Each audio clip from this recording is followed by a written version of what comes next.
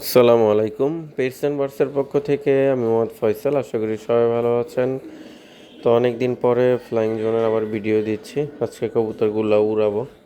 হালকা রোদ উঠছে, আসলে এই মেঘলা আবহাওয়া অথবা বৃষ্টি তো কবুতর আসলে ছাড়া হয় না। তো এখন ওয়েদারটা একটু ভালো লাগতেছে, এই জন্য ভাবলাম যে আসলে কবুতরগুলো ছাড়া যাক। তো কবুতরগুলো ফ্লাইংয়ের জন্য ছাড়া হচ্ছে, আসলে ফ্লাইং বলতে ভুল হবে, রোদ খাওয়ানোর জন্য ছাড়া হচ্ছে, যাতে কবুতরগুলো ঠান্ডা বা অন্য কোনো সমস্যা থাকলে যেই রোদে যে উপকারিতা দিকগুলো আছে এগুলা শরীরে লাগলে কবুতরগুলো ভালো থাকে, মূলত কারণ এইটাই। তো এই জন্যই ছাড়া হচ্ছে।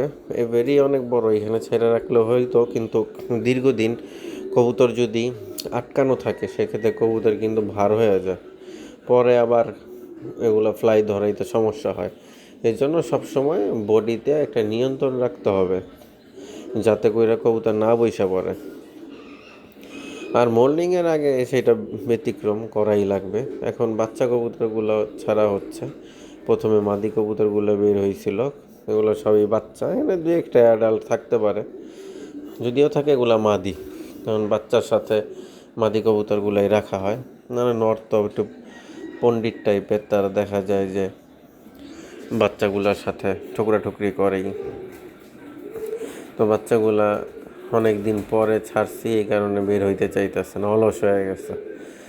এই জন্য আসলে মাঝে মধ্যে ঘুরাইতে হয়, তবে আবহাওয়া এবং সময় সব কিছু মিলেই ছাড়তে হবে। যদি এখন আবহাওয়া রেগুলার খারাপ থাকতো টানা, তাহলে তো ছাড়া সম্ভব হইতো না। তো কবুতরগুলো মার্শাল্লাহ ফ্লাই ধরছে, ফ্লাই করতেছে। তো সবাই দোয়া করবেন আগামী বছর 2025 সালে যাতে এই লফটে ভালো ভালো রেজাল্ট আসে।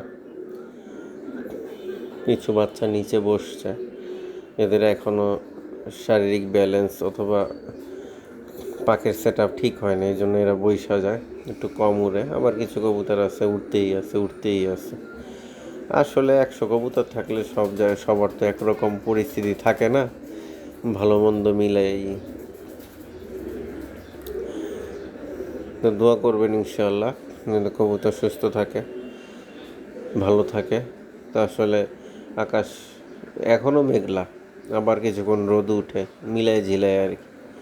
তবে হ্যাঁ, যেই পরিস্থিতি আছে কবুতরও মোটামুটি উড়বে এবং এবং রোদের তাপও পাবে, যাতে শারীরিক কোনো ঠান্ডার সমস্যা থাকলে দূর হয়। কারণ রোদ দরকার কবুতরের জন্য, শুধু যে এমনিতেই তা না, রোদে অনেক উপকারিতা আছে, এটা আমরা সবাই ভালো করেই জানি।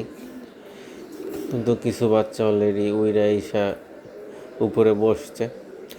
10 থেকে 15 মিনিট বাইরেই রাখবো, তারপরে ভিতরে ঢুকাই দিব। এ হচ্ছে নেক্সট তারা ফ্লাই করবে নরের রুম, বাচ্চা এবং মাদিগুলো ঢোকানোর পর। তো সবাই ভিডিওটি শেয়ার করবেন, কমেন্টস করবেন, লাইক দিবেন। নিয়মিত রেসার কবুতর দেখার জন্য পেটস অ্যান্ড বার্ডসের সাথেই থাকবেন। ভিডিওটি দেখার জন্য আপনাদেরকে সকলকেই ধন্যবাদ।